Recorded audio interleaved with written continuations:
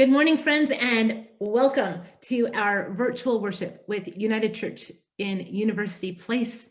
My name is Cathy Law, and I have the privilege and honor to serve as the pastor of this amazing congregation. My friends in Christ, God is love all the time, and all the time, God is love.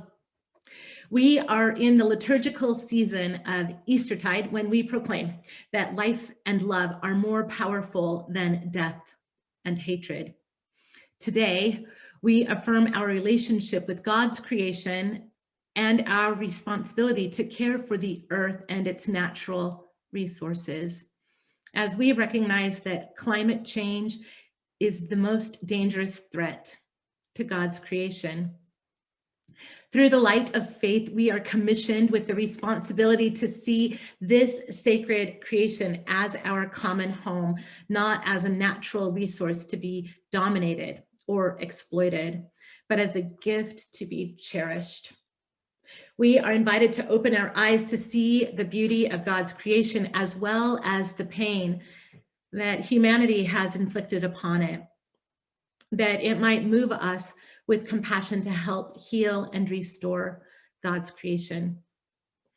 As a community of faith, we can take steps to be good stewards of the earth, but we also recognize the truth that significant industry and international efforts are crucial in curbing carbon pollution to reduce the impact on the environment and on vulnerable communities.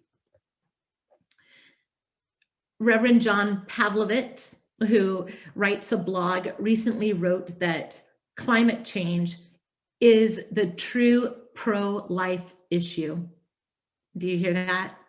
Climate change is the true pro-life issue. Life as the interdependent community of every being, every creature, every atom, every bit of matter. Life as the interconnected existence of all that God has made. And he says that you cannot be both predatory toward the planet and say that you are pro-life. So as we ponder our ecological conversion in returning to the God of all creation, please remember that whoever you are and wherever you find yourself on this journey of life and on this journey of faith, you are welcome here as part of this faith community, a place where you will find connection, where you will be called beloved child of God, as we work together and pray for God's beloved community in our midst. I now invite Tom to lead us in our candle lighting this morning as we bring the light of Christ into our homes.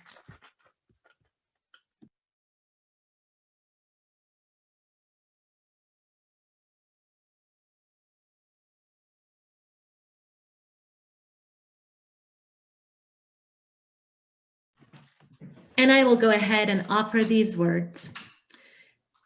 As we light our candles at home this morning to bring in the light of Christ to our worship, we recognize that the holy ground where our church is located belongs to God, as does all of creation. The land is sacred to our Creator and is the unceded ancestral land of the Puyallup tribe.